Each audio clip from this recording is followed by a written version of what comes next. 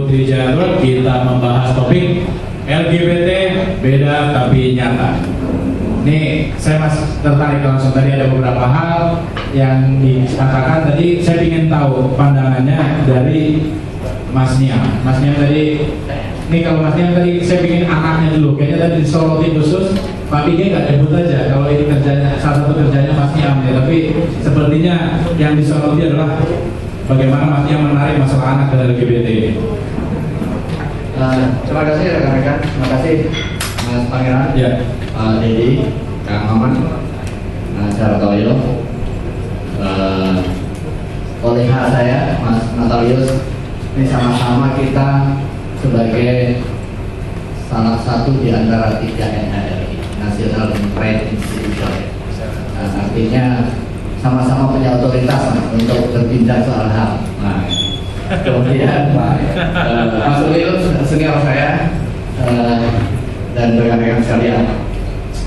Yang pertama, ketika berbincang soal LGBT sebagai fakta, ya jelas ada, tetapi di dalam perspektif perlindungan hak, dalam konteks hak asasi manusia yang harus diakui. Kemudian pemberian layanannya seperti apa, tentu harus didasarkan kepada kondisi faktualnya. Yang pertama, soal positioning, soal normalitas dan juga normalitas, saya kira perdebatannya cukup panjang dan yang paling mudah untuk dijadikan pegangan kita di dalam kehidupan berbangsa dan bernegara tentu mistarnya atau parameternya adalah ketentuan peraturan perundang-undangan, dan undang-undang sudah menunjukkan sekian banyak menunjukkan bahwa itu abnormal. Itu satu poin, ini undang-undang ya. Sungguh pun ada kajian akademik yang menyatakan itu tidak. Ada undang-undang 44 2008, kemudian terakhir teman-teman dari Persatuan Dokter Spesialis Kesehatan Jiwa Indonesia juga menegaskan itu sesuatu yang abnormal intinya. Tetapi abnormalitas ini bukan berarti mengingkari prinsip-prinsip hak asasi manusia. Treatmentnya saja sebenarnya sekedar analogi. Di dalam konteks hak pendidikan, mereka tetap diberikan ruang untuk memperoleh akses pendidikan, dan konsep di dalam pemberian layanan pendidikan sebagaimana di dalam Undang-Undang Sisdiknas itu kan sudah diklasifikasi. Ada pendidikan normal, ada pendidikan yang khusus difabel misalnya, ada pendidikan khusus, pendidikan layanan khusus yang tetap memberikan akses kepada seluruh ragam manusia, tetapi treatmentnya kemudian berbeda. Menjadi masalah ketika memberikan treatment yang sama terhadap sesuatu yang berbeda. Ini logika yang pertama dulu. Kemudian yang berikutnya, ketika tadi berbincang soal langkah-langkah preventif yang faktanya lepas dari teori-teori yang sudah sekian banyak orang mengkajinya, dalam perspektif perlindungan anak dan juga langkah-langkah preventif yang perlu kita lakukan, KBAI menerima pengaduan, salah satu fungsinya. Dan belum lama, per Februari ini, Pangeran, ada laporan pengaduan dari orang tua yang menceritakan bahwa anaknya di dalam usia SD melakukan hubungan sejenis dan itu terjadi berulang. Tentu kita miris. Ini belum lama, belum 10 hari. Sekarang anaknya ini kelas 8, proses treatment dalam rentang waktu peristiwa pertama itu kelas 6 SD. Ada treatment, kita proses mediasi, bertemu dengan pihak sekolahnya, bagaimana langkah-langkah penanganannya. Langkah yang pertama tentu menegaskan bahwa ini adalah situasi abnormal, butuh rehab. Ini bagian dari hak anak untuk memperoleh layanan yang baik, yaitu diberikan treatment, rehabilitasi, pendampingan dan sejenisnya, dan berjalan ini 1 sampai 1,5 tahun.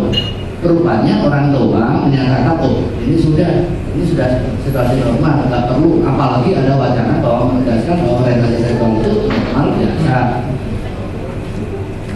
Tanggal 5 Februari terjadi lagi dengan kondisi tidak memaksa ya, dengan kondisi sadar.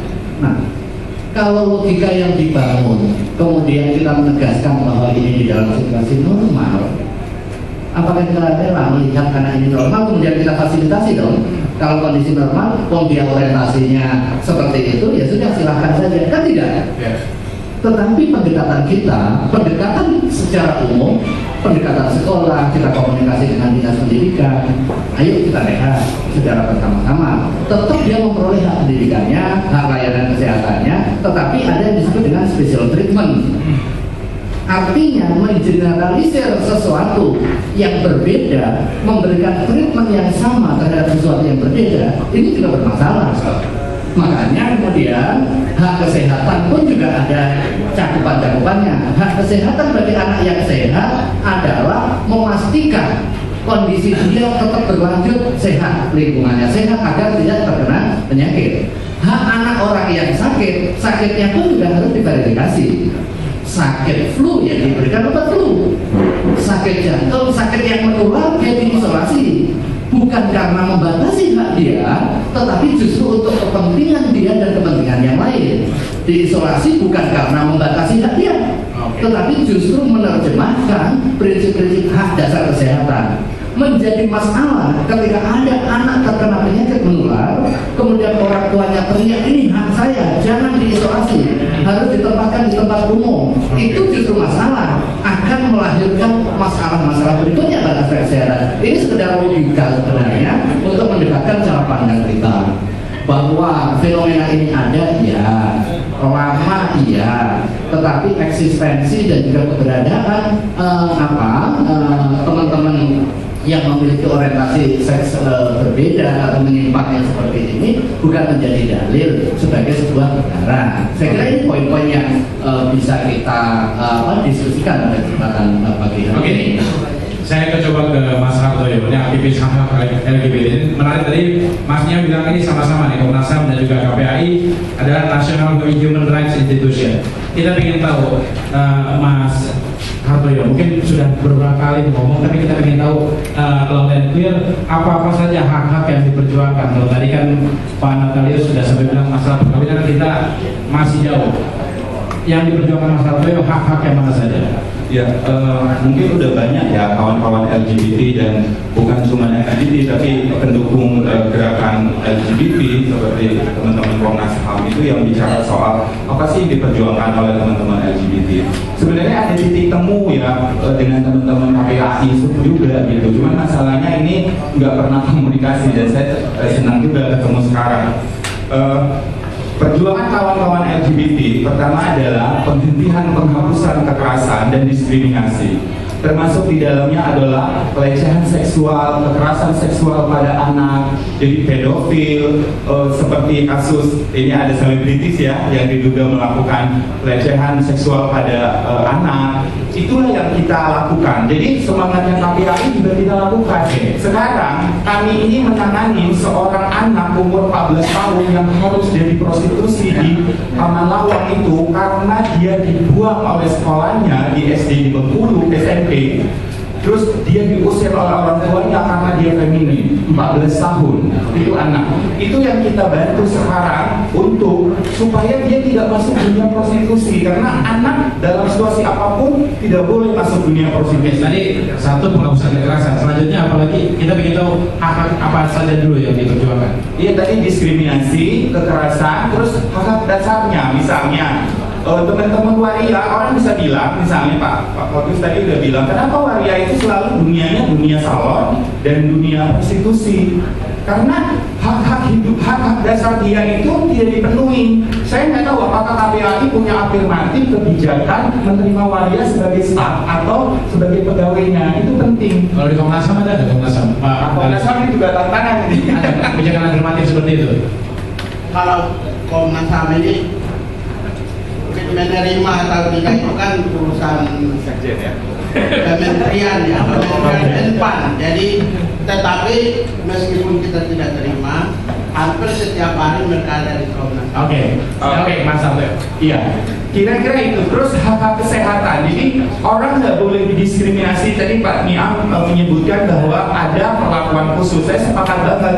Justru karena kekhasannya dia, maka dia harus mendapatkan perlakuan khusus. Dia bisa sekolah seperti teman-teman transgender, itu juga bisa sekolah dan bisa ada alternatif pemerintah untuk memberikan beasiswa karena sistem sosialnya nggak mendukung. Maka dia harus dapat upaya-upaya khusus supaya dia bisa menempuh pendidikan di jenjang yang formal. Itu bagi teman-teman transgender. Bagi teman-teman gay dan lesbian, misalnya saya ini mungkin bisa menutup diri dan saya selamat, saya bisa kerja. Tapi sekarang saya ke publik, saya ngomong saya gay, saya aktivis gay, maka risikonya buat saya soal keamanan, soal resistensi orang gitu. Jadi ada risiko. Jadi hak dasar saya itu kemungkinan besar kehilangan. Misalnya contohnya Mas Dede Utomo waktu tes Komnas HAM itu yang memilih DPR itu cuma satu. Kita tahu kredibilitas Mas Dede Utomo, dia pengalamannya luar biasa, bahkan ada yang menganalisa bahkan dia katanya jauh lebih tinggi di antara calon-calon lain katanya, karena Di bawah saya lah sekali di bawah.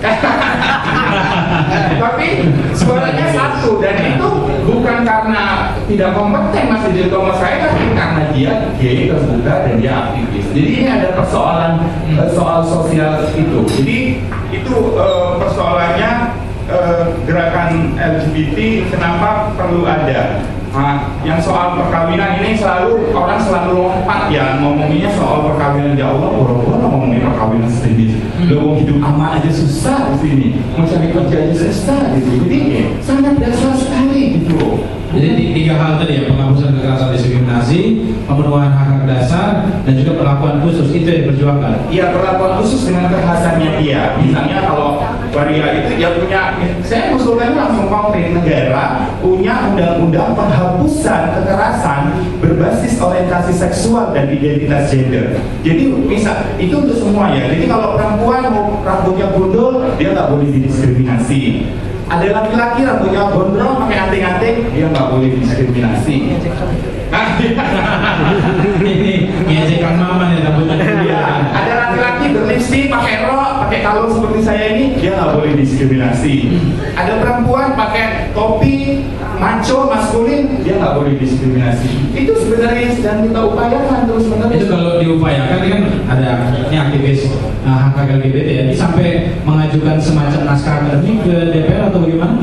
Sekarang belum, kita sedang mengumpulkan data-data bentuk-bentuk kekerasan dan pola-pola kekerasan supaya punya naskah akademik yang bagus ya. Berarti punya rencana untuk Iya, penghapusan kekerasan ya, penghapusan kekerasan dan diskriminasi berdasarkan orientasi seksual dan identitas gender. Kalau ngomong orientasi seksual dan identitas gender, dia bukan cuma LGBT ya, bukan cuma homoseksual, tapi juga heteroseksual. Jadi orang nggak boleh didiskriminasikan kalau dia menentukan saya hetero. Oke. Nanti kalau homonya banyak, kalau heteronya didiskriminasi, bukan itu. Jadi kita menghormati semua orang. Itu satu poin. Terus tadi sebenarnya banyak sekali Mas, tadi menarik Mas katakan tadi. Nanti kalau homonya banyak, heteronya didiskriminasi. Iya, maksud saya ini analogi yang mungkin lucu-lucuan ya. Oke. Kan orang pada ketakutan ini, kalau LGBT diakui, oh nanti Homonya nggak ada banyak. semua pada homo. Terus saya pikir, berarti dia juga jadi homo gitu ya. Orang yang ngomong itu, berarti dia nggak percaya diri pada dirinya. Oke. Terus misalnya contohnya negara-negara yang mengakuin LGBT kan nggak semua orang jadi homo gitu loh. Ini manusia memang beragam. Itu jadi itu sih sebenarnya kalau Itu perjuangan. berarti tiga hal tadi, dan juga ada rencana untuk mungkin akan mendorong membuat naskah akademik diajukan ke DPR. Iya. Saya ke Mas Ulil. Mas Ulil kita lihat ini, terutama Mas Ulil kalau yang orang pasti tahu itu dari tulisan-tulisannya ya. Mas Ulil sempat di grup-grup WhatsApp, di grup BBM itu mungkin Mas Ulil gak menyangka karena berputarnya segitu banyak, semua orang tahu tentang ada tulisan Mas Ulil yang membela lah. Ya, terus berpijak pada juga kesepakatan yang tahun 73, 75 di Amerika untuk psikiater dan juga psikolog. Bagaimana Mas Ulil?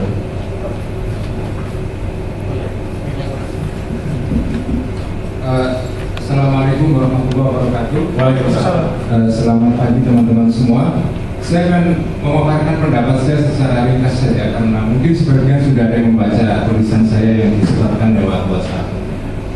Jadi pertama posisi saya adalah bahwa sama dengan teman-teman di sini yang mengatakan bahwa LGBT sebagai suatu kelompok sosial adalah bagian dari warga negara Indonesia yang tidak boleh didiskriminasi.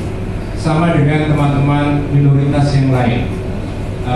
Banyak sekali tindakan-tindakan diskriminasi terhadap minoritas di Indonesia sekarang, baik minoritas agama, minoritas yang lain-lain juga. Nah, menurut saya LGBT sebagai kelompok sosial, sebagai warga negara, mereka harus dihormati hak-haknya sebagai warga negara yang normal. Nah, menurut saya salah satu tantangan terbesar di dalam isu LGBT ini adalah Mas Moderator, adalah diskriminasi di dalam masyarakat. Tadi Mas Hartoyo sudah menyebutkan dengan sangat baik sekali. Sebetulnya banyak sekali sekarang kita mendengar orang-orang mengatakan bahwa LGBT itu tidak sesuai dengan budaya Nusantara, tidak sesuai dengan budaya Indonesia. Menurut saya pernyataan ini pernyataan yang bisa diperdebatkan, bisa didiskusikan lebih mendalam. Apa yang dimaksud dengan budaya Nusantara? Apakah budaya Nusantara tidak mengenal sama sekali orientasi seksual dan juga perilaku seksual yang non hetero? Menurut saya tidak benar sama sekali. Saya orang Jawa dan saya mengenal dengan baik sekali di dalam budaya Jawa, meskipun bukan dominan, tetapi orientasi seksual yang non heteroseksual itu ada sejak dulu. Dan ini bukan hanya khas masyarakat Jawa, di masyarakat manapun, di Arab, bahkan di Arab pada zaman Nabi Muhammad sendiri ada orientasi seksual yang non heteroseksual sebagai fakta sosial. Dan sikap budaya Nusantara orang Indonesia terhadap kelompok sosial yang punya orientasi seksual yang berbeda ini sebetulnya relatif toleran sebetulnya. Kalau Anda lihat misalnya tradisi reog di Jawa Timur, di dalam tradisi reog di Jawa Timur itu ada perilaku-perilaku non heteroseksual yang oleh masyarakat Jawa dipahami. Mereka tidak dibenci, mereka dipahami, meskipun mereka tidak menyetujui, tetapi mereka bisa mentoleransi eksistensi kelompok-kelompok semacam ini. Jadi menurut saya argumentasi yang mengatakan bahwa LGBT tidak sesuai dengan budaya Nusantara, menurut saya perlu didalami lebih lanjut. Jadi menurut saya diskriminasi yang paling besar sekarang itu terjadi di dalam kehidupan sosial. Jadi maksudnya sebelum lebih jauh, ceritanya semua hal yang pernah kita lakukan dianggap sebagai itu bagian dari budaya kita. Enggak, saya nggak mengatakan dulu, tapi saya kalau dulu kan tadi Mas Ulil bilang itu bukan dominan di budaya Jawa ada, maksudnya kan di masyarakat ya, di masyarakat Jawa ada, tapi bukan dominan. Apakah semua yang dilakukan oleh masyarakat baik atau buruk ketika dia sudah pernah ada dianggap sebagai budaya? Nah, maksud saya sih, poin saya adalah bahwa masyarakat itu sebetulnya tidak menyetujui perilaku ini, tapi mereka tidak mengingkari eksistensi orang ini. Mereka tidak disakiti, mereka tidak dimusuhi, mereka dilibatkan dalam kegiatan sosial yang normal. Mereka tidak, mungkin ada semacam stereotip semacam itu, tetapi mereka sebagai bagian dari anggota masyarakat yang normal, mereka bisa hidup dengan baik. Nah, ini menarik lagi Mas Ulil. Ketika Mas Ulil mengatakan kalau itu mereka ada bagian tapi mereka tidak disakiti. Padahal kita tahu ini kan sejarahnya mereka pasti selalu di pojokan. Iya. Nah, itu maksudnya apa ketika Mas Ulil mengatakan mereka ada tapi mereka tidak disakiti? Nah, menurut saya sekarang ini terutama di masyarakat perkotaan ada perkembangan baru. Perkembangan baru yang menurut saya justru berbeda dengan sikap masyarakat umumnya di Indonesia terhadap kelompok-kelompok yang non heteroseksual ini. Sekarang ini terjadi perkembangan di masyarakat yang makin puritan secara moral. Mereka tidak bisa menerima kelompok LGBT, bahkan dibully. Di media sosial kelompok ini dibully, diserang, diejek. Nah, ini menurut saya diskriminasi di dalam kehidupan sosial semacam ini dampaknya bisa luas. Anda tahu misalnya bagaimana sikap sosial terhadap kelompok minoritas seperti Ahmadiyah, Syiah, dan yang lain-lain itu pada akhirnya ujungnya adalah kekerasan fisik kepada mereka. Jadi menurut saya kita tidak bisa membiarkan bully, ejekan, pelecehan yang berlaku dalam kehidupan sosial. Terutama ini saya sayangkan sekali, justru di masyarakat terdidik di kelas menengah kota. Ya, benar. Yang makin keras terhadap orang LGBT, yang tidak pernah saya lihat di dalam masyarakat saya yang tradisional dulu di kampung. Jadi ini orang kota makin terdidik, tapi makin sikapnya makin resisten terhadap orang LGBT. Ini menurut saya menarik. Ada gejala apa dalam masyarakat kita sehingga mereka makin modern, makin terdidik, justru mereka makin hostile, makin membenci kelompok LGBT. Saya menduga salah satunya ini adalah pengaruh dari Barat, terutama Amerika. Jadi kalau Anda lihat masyarakat Barat itu sebetulnya mereka itu puritan sekali terhadap LGBT. Anda tahu sampai tahun 50-an psikiatri modern itu masih menolak LGBT sebagai variasi dan preferensi seksual yang normal. Baru pada tahun 70-an itu terjadi perubahan. Anda pasti pernah menonton film Alan Turing, Imitation Game, di mana Alan Turing dihukum oleh negara untuk melakukan pengobatan hormonal secara paksa dan kemudian bunuh diri. Jadi sebetulnya saya menduga pengaruh yang begitu resisten terhadap LGBT di kalangan masyarakat kota seperti Jakarta sekarang ini datang mungkin sebagian dari paham keagamaan Islam terutama, tapi juga datang dari Barat. Jadi kalau dulu Mas dalam tadi kan kita bicara budaya Nusantara ya. Apakah dalam budaya Nusantara yang misalnya dulu saya tahun 50 atau tahun 1900-an awal tidak ada perlakuan keras atau kekerasan atau secara fisik terhadap? Setahu saya di daerah saya mengenal beberapa orang di kampung saya yang punya kecenderungan seksual yang non heteroseksual. Mereka tidak pernah disakiti. Apakah mereka sama terbukanya dengan sekarang? Mungkin kan kita bagaimana faktor keterbukaan? Memang begini, perbedaan penting antara situasi LGBT di masa atau di masyarakat tradisional Nusantara dengan yang sekarang ini problemnya adalah, atau bisa merupakan problem ya. Bedanya adalah komunitas LGBT sekarang ini adalah istilah yang sering dipakai adalah coming out. Mereka secara terus terang menyatakan diri sebagai orang LGBT. Dan itu membuat masyarakat memang agak tersinggung. Oke. Jadi coming out-nya LGBT itu membuat masyarakat tersinggung, itu ya membedakan dengan bisa yang masyarakat budaya Nusantara kita dulu. Oke, Profesor Nasir Jaya, kita akan lanjut lagi membahas ini setelah jeda berikut.